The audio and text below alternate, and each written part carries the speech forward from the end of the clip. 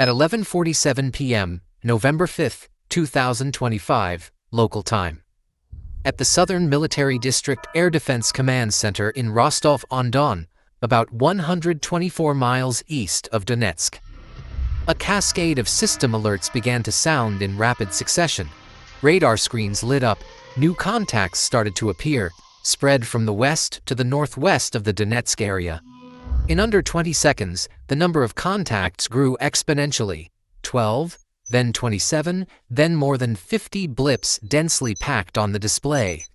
Ukraine seemed to be throwing everything it had at once, a digital storm blanketing the entire occupied eastern sky. Bober wooden cheap drones, range approximately 62 miles, UJ-22 airborne, improvised decoy drones made from plastic pipe and motorcycle engines, even spoofed signatures mimicking upgraded S-200 missiles and HIMARS rocket salvos, all surged forward like a swarm of locusts. The Russian Major General in charge of the region's Integrated Air Defense, IADS, made no hesitation. He issued an order over the encrypted net. Destroy all contacts. Priority. Defend Donetsk airport. This was precisely the reaction the Ukrainian special operations officers had been waiting for. Everything unfolding exactly as scripted. Panzer S-1 and Tor M2 batteries scrambled, frantically firing at cheap, aimless decoys. Each interceptor missile, costing $100,000 to $500,000, was being used to shoot down a $1,000 drone. Russia had no idea that more than 50 UAVs launched that day carried only small explosive charges, or, in many cases, nothing but radar spoofing beacons. As batteries around Donetsk airport and Spartak shot down each decoy UAV, every kill they recorded was in truth a strategic wound. Because every missile launch fed Ukraine's signals intelligence, SIGINT units, a priceless intelligence package. The precise coordinates of the launcher, the operating frequency bands of the fire control radar, Ka band, X band, VHF, and the cruise reaction time, on average 45 seconds from detection to engagement. The Russian air defense network was literally mapping itself, launcher by launcher, radar by radar, gap by gap. Like a grandmaster sacrificing an opening piece to reveal an entire line of play, the bait was meant to be seen, to lure the opponent into a foreseen response. Minutes after the first wave of decoy UAVs saturated the Russian air defenses, the main strike units began their approach. The real hunters moved into the target area, silent, precise, and organized. They were two Su-24M of the Ukrainian Air Force, the old Soviet-era workhorses, hugging terrain at only about 50 to 60 meters above ground, using the natural clutter to mask their signatures from ground radars. Each aircraft carried two Storm Shadow cruise missiles, long-range strike weapons equipped with the Broach multi-stage warhead, weighing approximately 2,186 pounds, designed to defeat hardened facilities such as bunkers, ammo depots, and large military compounds. At the same time, over 20 FP-2 UAVs loitered or patrolled slightly lower. Each FP-2 carried a fragmentation charge of 6.6 to 11.0 pounds, enough to ignite auxiliary equipment, supply vehicles, or fuel tanks around the airfield. They also served as sensor jamming and confusion assets, keeping enemy radar unsure which blips were real and which were bait during the follow-on strike. The formation steamed toward Donetsk airport, the UAV Shahed logistics hub for the Eastern Front. Just as the Russian air defense network reached saturation and priority channel chaos. A tactical window opened for only a few minutes, but it was wide enough to change the strategic picture across the front. Now Donetsk airport, the Eastern Shahed logistics center, was less than 10 minutes flight from the hand of death. In the sky, the Phantom Storm Shadows and the more than 20 FP-2 drones, carrying a combined explosive mass of roughly 6,614 pounds, were heading straight for the supply veins that fueled nightly attacks on Pokrovsk, Kramatorsk, and Ukrainian towns. This complex stored between 500 and 1,000 Shahed 136 Garan-2 UAVs and roughly 1,500 fragmentation and penetration warheads, most of which were already fueled. If the whole compound detonated, not only would hundreds of Shaheds be destroyed, Russia's ability to conduct long-range kamikaze UAV strikes in the eastern sector would be crippled for weeks. The two Su-24Ms flew terrain-hugging at Mach 0.8. At only 50 to 60 meters above ground, they threaded between dense pine stands, high-voltage pylons, and the rusty corrugated roofs of abandoned villages in occupied Donetsk. At that altitude, a single misjudged hillock or gust of wind becomes instant death. The plane slams into earth and detonates. The closer they closed, the more the radar warning receiver, RWR, lights on both aircraft flashed, signals growing in density, a sign that Russian warning radars, possibly from a Buk M1 or a 9S-18 M1 Kupol, were picking up faint returns. Every second of flight became a test of nerves between the Ukrainian pilots and the exhausted Russian radar crews frantically trying to sort real targets from the bunched decoys. The Russian crews, weary after long shifts and under extreme stress, were disoriented. Every new bright dot on the screen looked like the previous one. They could no longer tell bait from threat from lethal. Nobody on the Russian side realized that two real Su-24s were slipping deep into occupied territory, cloaked by a thick electronic shroud from their escort UAVs. They flew over Yasinuvata, over Makiivka, heading straight for the airfield, now only 50 kilometers away. 0 hour was near. Suddenly, the cockpit alarm on the Su-24 screamed louder than ever. Missile lock! 4 o'clock! Panzer active. A stubborn Panzer S-1 unit near Spartak had acquired a weak lock on the lead fencer despite the dense jamming. Its Ka-band tracking radar was still able to partially penetrate the veil. In that heartbeat between life and death, pilot Hawk pulled full stick. The fencer rolled nearly 90 degrees, executing a low-altitude J-turn, a maneuver only a veteran would dare at that height.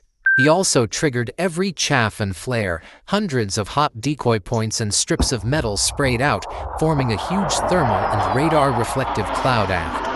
A deafening blast ripped through the southeast sky.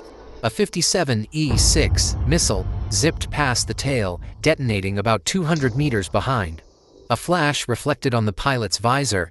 Death had just grazed past, the smell of cordite hanging in the air. There was no time to exhale.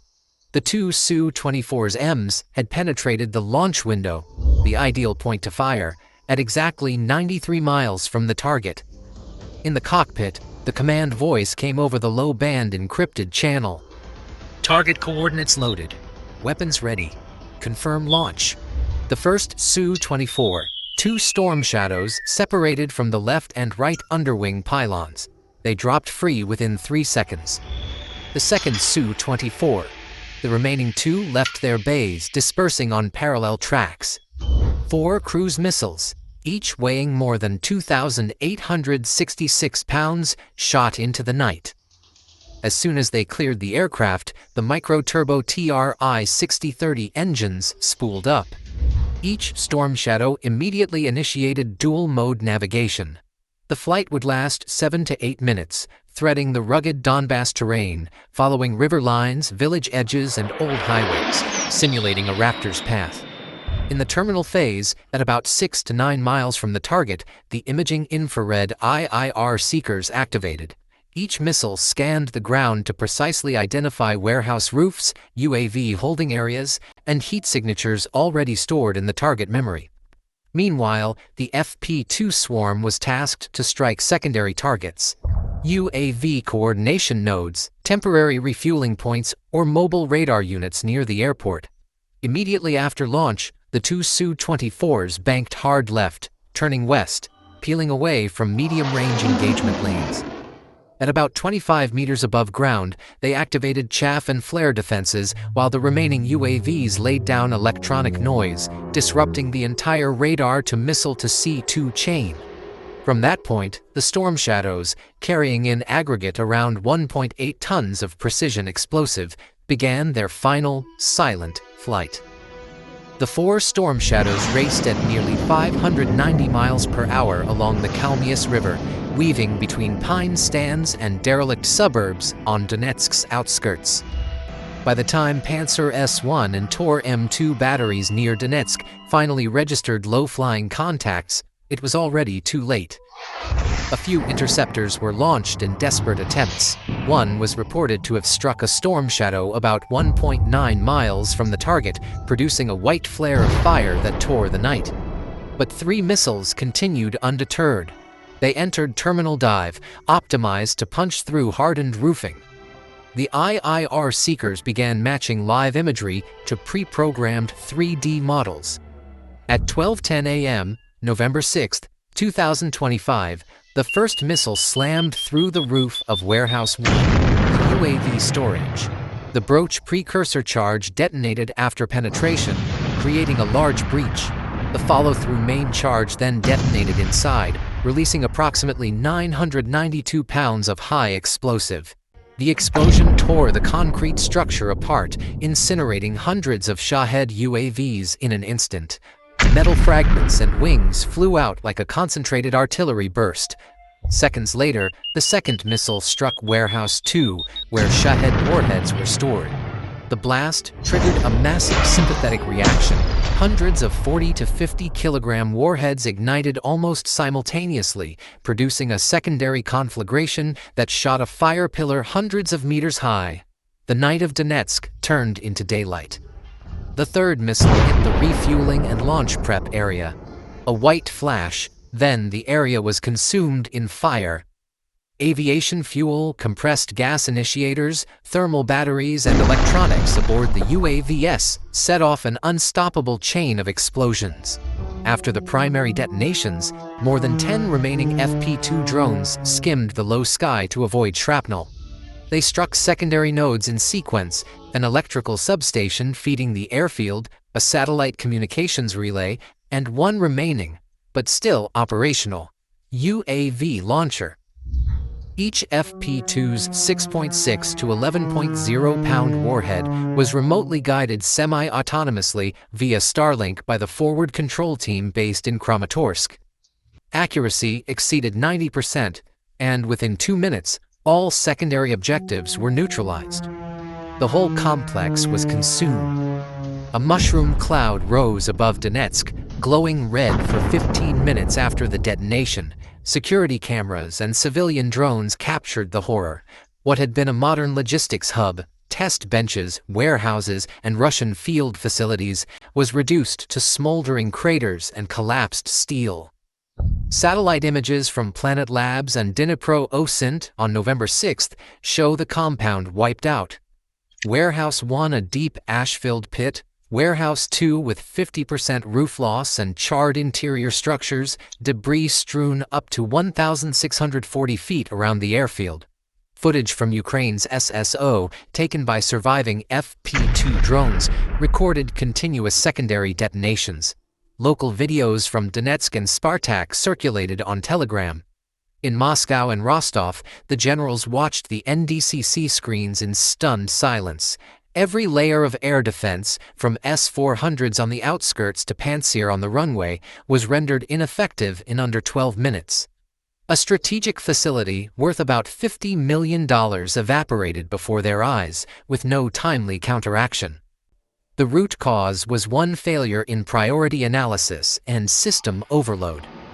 When the air defenses were flooded by hundreds of drones and decoys, the weak radar contacts, the 2 low-flying Su-24s, were simply ignored.